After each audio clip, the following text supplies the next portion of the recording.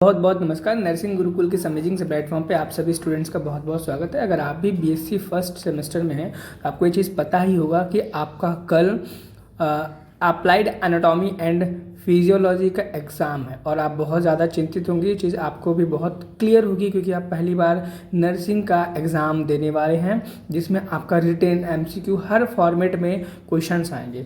हो सकता है काफ़ी बच्चे बहुत ज़्यादा परेशान हो कि भाई पेपर कैसा आएगा, हार्ड आएगा, ईजी आएगा। तो उसी के चलते मैंने आपके लिए ये एमसीक्यू सीरीज़ लगाई है, प्रीवियस ईयर क्वेश्चंस की भी लगा रखी है। इससे पहले वाले लेक्चर में हमने 2024 का पेपर देखा था जो एनाटॉमी एंड फिजियोलॉजी का है। क्योंकि देखो, अगर आप प्रीवियस ईयर पेपर देखेंगे तो ये चीज़ क्लियर कर पाएंगे कि किस प्रकार के क्वेश्चंस एग्जाम में आती हैं, किस प्रकार के नहीं आते। और ये वाला जो पेपर है इसको मैंने अपने अकॉर्डिंग इंपॉर्टेंट क्वेश्चंस को ढूंढ करके जो फर्स्ट सेमेस्टर में आने के चांसेस हैं उनको सेलेक्ट करके रखा है ताकि आपको दिक्कत परेशानी ना हो। आप एक सैम्पल पेपर के तरीके से पेपर को ले सकते हैं और जो भी क्वेश्चंस हैं यहाँ पे इनको उतनी ही शिद्दत से देखें, पढ़ें, सुने और करें जितनी शिद्दत से आप अपने प्रीवियस ईयर पेपर को करते हैं। और हो सकता है कि काश, मैं उम्मीद करूंगा, मैं आपको बताना चाहूँगा इस पेपर से यकीन मानो अगर आप एग्ज़ाम देने चाहते हो। वैसे तो कल ही आपका एग्ज़ाम, मैं ज़्यादा पेपर्स नहीं करा सकता, मेरे पास अवेलेबिलिटी थोड़ी कम है। तो कल जो मैंने एक पेपर लगाया था और एक पेपर आज लगाया था, इन पेपर से मिला के आप ये मान के चलो 4 से 5 क्वेश्चन गारंटीड है भाई, आएंगे ही आएंगे, इससे बाहर क्वेश्चंस नहीं जाएंगे। इस पेपर में भी हम जो सॉल्व कराने वाले हैं उसमें लगभग 2 से 3 क्वेश्चन एग्जाम में आपके जरूर से जरूर फंसेंगे। और कल वाले को भी अगर आप देख लोगे तो 4 से 5 क्वेश्चन टोटल आपके एग्जाम में फंसने वाले हैं। और आपको एग्जाम का पैटर्न पता ही होगा, 75 नंबर का क्वेश्चन है, 3 घंटे का पेपर होता है, ठीक है। और साथ ही साथ में क्या एमसीक्यू थ्योरी वाइज क्वेश्चन होता है। इसमें सारे के सारे इस पेपर में 2024 में सारे के सारे क्वेश्चंस करना कंपलसरी थे। इसमें कोई भी ऑप्शंस नहीं थे कि भाई आप किसी क्वेश्चन को छोड़ सकते हैं, किसी को नहीं छोड़ सकते हैं। मैं आपका ज़्यादा टाइम वेस्ट नहीं करूँगा। चैनल पर नहीं तो चैनल को सब्सक्राइब कर लेना, व्हाट्सएप ग्रुप को ज्वाइन कर लेना, डिस्क्रिप्शन बॉक्स में लिंक है। ताकि ये तो एनाटॉमी एंड फिजियोलॉजी का पेपर, अगर और जो पेपर्स हैं जैसे सोशियोलॉजी का 27 को आपका, ठीक है, सोशियोलॉजी का, तो जितने भी पेपर है सारे पेपर 1 बाय 1 करके डिस्कस करेंगे, प्रीवियस ईयर करेंगे, सैम्पल पेपर लगाएंगे ताकि आपकी प्रिपरेशन और अच्छी स्ट्रांग हो सके और आपको ये चीज़ क्लियर हो सके भाई कौन कौन से किस तरीके के क्वेश्चंस आते हैं। चलिए स्टार्ट करते हैं। जैसे क्वेश्चन नंबर 1 है। क्वेश्चन नंबर 1 में एक पार्ट है और जिसका इसमें लिखा गया है कि आपका एक क्वेश्चन पूरे 10 नंबर का है, यानी कि अगर आप इस पूरे क्वेश्चन को करते हो तो आपको टोटल 10 नंबर दिए जाएंगे। तो क्वेश्चन कहता है describe the various types of tissues, explain the muscular tissue in details, यानी कि वेरियस टाइप के जो टिश्यूज होते हैं उनके बारे में आपको बताना है। और जो देखो वेरियस टाइप के जो टिश्यूज हैं उनका डिस्क्रिप्शन लिखना है। आपको क्या करना है, डिस्क्रिप्शन लिखना है, लेकिन आपको मस्कुलर टिश्यू के बारे में डिटेल लिखना है। यानी कि आप ऐसा करो 5 इतना लिखो कि 5 नंबर आपको मिल जाए टिश्यूज़ के बारे में, ठीक है, कितने टिश्यूज़ क्या होते हैं, टिश्यूज़ के डेफिनेशन, टिश्यूज़ के टाइप्स कितने होते हैं, एपिथेलियल वगैरह, एपिथेलियल और स्क्वामस, कॉलमनार, क्यूबॉइडल, ऐसे ऐसे करके जितने होते हैं, नर्वस, ठीक है, नर्वस टिश्यू और जितनी भी है सारे के सारे आप लिख सकते हैं। यहाँ पे कनेक्टिव टिश्यू होते हैं, ठीक है, फ्लूइड टिश्यू होता है, सारे लिखने हैं आपको, जितना आपको पॉसिबिलिटी हो सके उतने लिखने हैं। साथ ही साथ में अब आपको एक ऐसा करना है मस्कुलर टिश्यू के ऊपर डिटेल में लिखना है आपको, जिसमें आपको 5 नंबर दिए जा सकें। इतना भरपूर लिखना मस्कुलर टिश्यू के ऊपर कि आपको 5 नंबर दिए जा सकें, ठीक है। बाकी अगले हम नेक्स्ट क्वेश्चन पे चलेंगे। क्वेश्चन नंबर 2 के 4 पार्ट हैं और इस 4 पार्ट में आपको 4 है, ठीक है, एक पार्ट कोई मिस हो गया यहाँ पर मेरे से, ठीक है, एक क्वेश्चन यहाँ पे मिस हो गया तो मैं 5वां ऐड कर दूंगा। तो एक क्वेश्चन की वैल्यू 3 नंबर होगी आपकी, एक क्वेश्चन की 3 नंबर वैल्यू होगी और टोटल 15 मार्क्स का ये जो सेक्शन 2 है, ठीक है, क्वेश्चन 2 है, ठीक है। यहाँ पर जैसे लिम्फ नोड के बारे में आपको शॉर्ट नोट लिखना है, पैनक्रियास के बारे में लिखना है, gross structure of kidney, ventricle of the brain. और यहाँ पर आप कर सकते हो कि आप यहाँ पे डिफाइन करो क्या, एडिनोहाइपोफाइसिस, यहाँ पे हम कर देते हैं न्यूरोहाइपोफाइसिस, यहाँ पे आपको न्यूरोहाइपोफाइसिस के ऊपर एक शॉर्ट नोट लिखना है, ठीक है। ये टोटल आपके 5 क्वेश्चन हैं, 3 नंबर का एक क्वेश्चन, टोटल ये जो क्वेश्चन नंबर 2 इसमें 5 ऑप्शन 5 हैं आपके पास, 5 करने हैं। अब देखो इन क्वेश्चंस को करते समय देखो जैसे पैनक्रियाज है, किडनी है और वेंट्रिकल ऑफ द ब्रेन है, इन क्वेश्चंस में आप डायग्राम बना सकते हो बच्चों, क्या कर सकते हो, डायग्राम बना सकते हो। तो कोशिश करो इन क्वेश्चंस में आप डायग्राम भी बनाओ ताकि आपको अच्छे से अच्छे मार्क्स मिले, मैक्सिमम पूरे से पूरे मार्क्स मिले। देखो मैटर ये नहीं करता आपको नॉलेज कितनी, मैटर ये करता है कि आप अपने एग्जामिनेशन के पेपर को कितनी अच्छे से रिप्रेजेंट करते हो, आपको अच्छे से कितना आता है। अगर आप चीज़ों को जितना अच्छे सही तरीके से लिखेंगे, ढंग से लिखेंगे, उतने ही अच्छे मार्क्स आपको एग्जाम में दिया जाएगा। अगर आपके मन में डाउट है कि सर अगर आप ऐसा कर पाते कि हमें बता पाते कि किस प्रकार से हम अपनी कॉपियों को लिखें ताकि आपको ज़्यादा अच्छे मार्क्स मिले, अगर आपके मन में ऐसा डाउट है मैं ऐसा वीडियो बनाऊँ, ठीक है, ज़रूर कमेंट करके बताना कि हाँ सर आप इस टॉपिक पर वीडियो बनाओ। हमें नीड है कि हमें अपने सेमेस्टर की जो कॉपी है उसे कैसे लिखनी है, मैं प्रॉपर तरीके से क्वेश्चन विद आंसर डायग्राम के आपको करके वीडियो बना के दूंगा। बस आपको करना होगा कमेंट सेक्शन में ज़रूर हमें बताना है भाई आप बताओ। और साथ ही साथ में कोई दिक्कत परेशानी आप हमसे किसी भी चीज़ के बारे में पूछना चाहते हो तो आप हमारे व्हाट्सएप ग्रुप को ज्वाइन कर लो। डिस्क्रिप्शन बॉक्स में हमारा इंस्टाग्राम का लिंक होगा, आप उसे भी हमसे ज्वाइन कर सकते हो और हमसे कोई भी डाउट पूछ सकते हैं। अगला क्वेश्चन नंबर 3 है। इस क्वेश्चन नंबर 3 में आपको टोटल क्या है यार, हाँ ठीक है, टोटल 3 क्वेश्चन मिलेंगे। 2 नंबर का एक क्वेश्चन होगा, 2 नंबर के ऊपर 3 नंबर का क्वेश्चन था, नीचे 2 नंबर के क्वेश्चन है और टोटल 3 क्वेश्चन है तो 3 दूनी 6 नंबर का है। जैसे कि यहाँ पर पहला जो क्वेश्चन है मसल्स में रेस्पिरेशन कैसे होती है उसके बारे में आपको बताना, muscle of respiration and then respiration in muscles होना चाहिए था, यहाँ पे थोड़ा सा ग्रामेटिकल मिस्टेक है।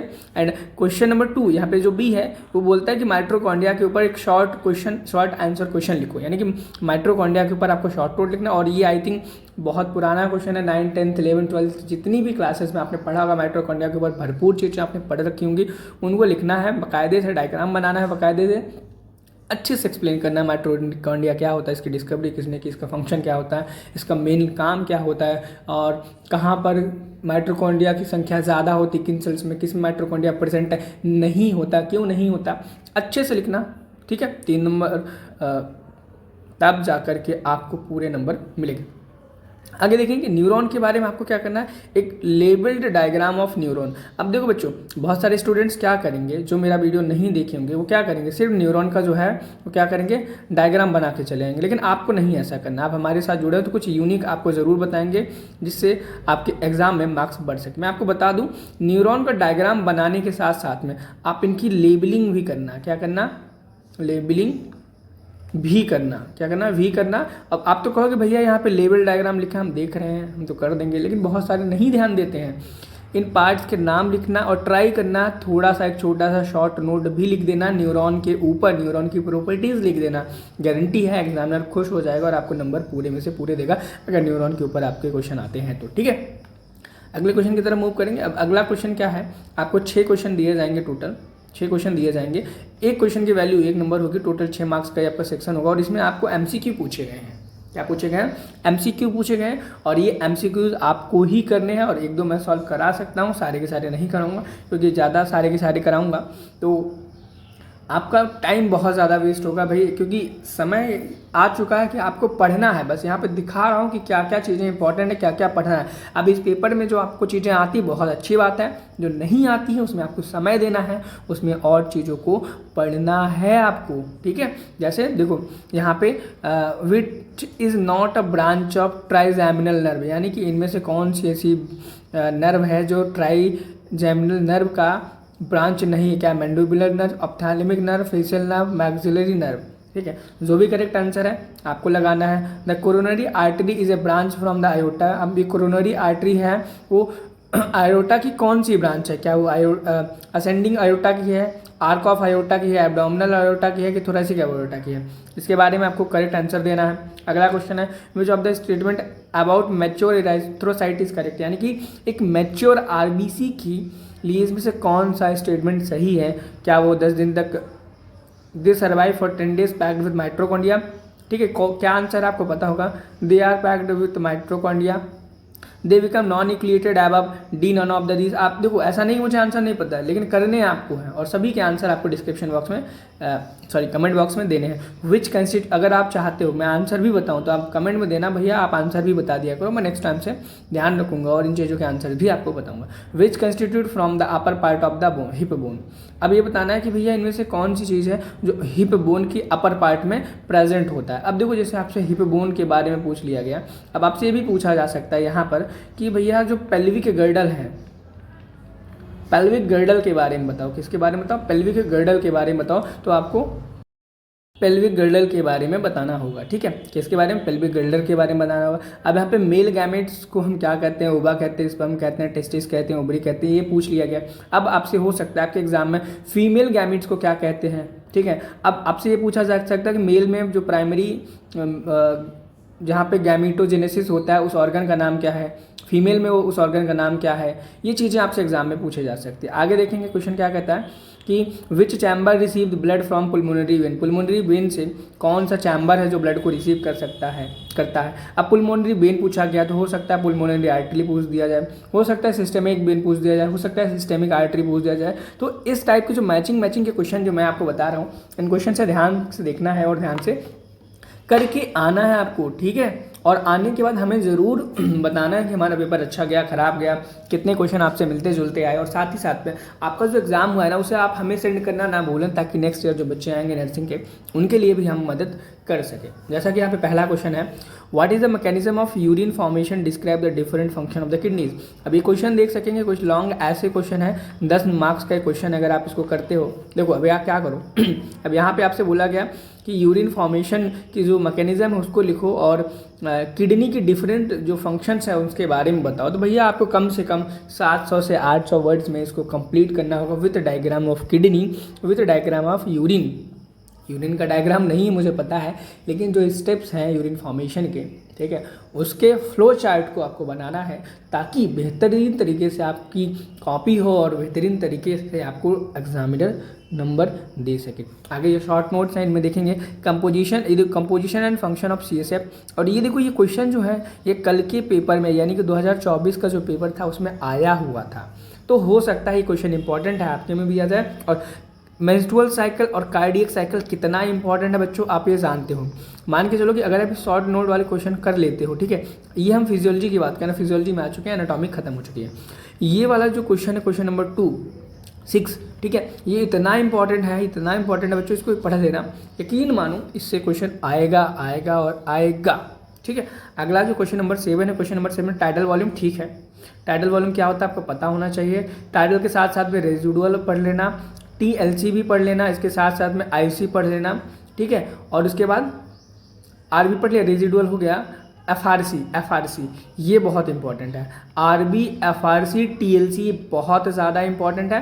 EC अगर आप पढ़ना चाहो तो पढ़ सकते हो, जैसे अगर आप IC पढ़ लोगे तो EC भी सेम वैसा ही है जैसा आपका IC है, ठीक है। FRC बहुत इंपॉर्टेंट है, बता दिया। और यहाँ पर आपके टोटल 3 क्वेश्चन है, 2 नंबर का एक क्वेश्चन है, टोटल 6 मार्क्स का आपका ये क्वेश्चन नंबर 7 है। अब टाइडल वॉल्यूम हो गया। सिकल सेल एनीमिया के बारे में आपको पढ़ना है। सिकल सेल एनीमिया क्या होती है, ये कैसे फैलती है, किस ऑर्गन में होती है और इससे हम कैसे प्रिकॉशंस कर सकते हैं, ठीक है, इसके बारे में आपको पढ़ना है। क्या जेनेटिक है, नहीं है, जेनेटिक है तो X क्रोमोजोमल है, Y क्रोमोजोमल है, ठीक है, मेंडेलियन है कि नॉन मेंडेलियन है, क्रोमोजोमल है, क्या है, डिसऑर्डर है, क्या है, वो सारी चीज़ें आपको लिखनी है। अगला है फैक्टर अफेक्टिंग ब्लड प्रेशर है, यानी कि यहाँ पर आपको बताना है कि हमारा जो नॉर्मल ब्लड प्रेशर है 120/80 mm of Hg, ये कैसे इफेक्ट करता है, उसके इफ़ेक्ट्स को लिखना है। और साथ साथ में ध्यान देना, अगर ब्लड प्रेशर बढ़ जाता है तो उस कंडीशन को हम क्या कहेंगे, उसके कुछ सिम्टम्स लिखना, ठीक है। ब्लड प्रेशर घट जाता है तो उसको क्या कहते हैं, उसके सिम्टम्स को लिखना। अगर ये चीज़ें आप करके आओगे तो एग्जामिनर आपको पक्का ज़रूर पूरे नंबर देने वाला है। अगला क्वेश्चन देखेंगे। अगला क्वेश्चन यहाँ पे सेम वही है, क्या है, MCQs है। यहाँ पे कितने, एक 7 MCQs हैं, 7 नंबर के हैं, ध्यान से आप देख लेना इनको, ठीक है। हो सकता है मार्किंग थोड़ी आगे पीछे, क्योंकि मैंने पेपर बनाया, क्वेश्चन कम ज़्यादा हो सकता है, लेकिन क्वेश्चन बहुत अच्छे हैं, आप देख सकते हो यहाँ पे। In the small intestine lymphatic capillaries all called, यानी कि लिम्फेटिक स्मॉल इंटेस्टाइन में जो लिम्फेटिक कैपिलरीज होती हैं उनको हम क्या कहते हैं, उनको लैक्टिल बोलते हैं, आपको पता होगा। Which part of the brain card cardiovascular centre, इनमें से किसको हम कार्डियोवैस्कुलर सिस्टम बोलते हैं, आपको टिक करना है। Which nerve supplies the diaphragm, इनमें से कौन सी नर्व है जो डायफ्राम को सप्लाई करती है, ठीक है। Which chemical is release by mast cell, इनमें से मास्ट सेल से कौन सा केमिकल रिलीज करता है, हिस्टामिन होता है, आप सबको पता होगा, ठीक है।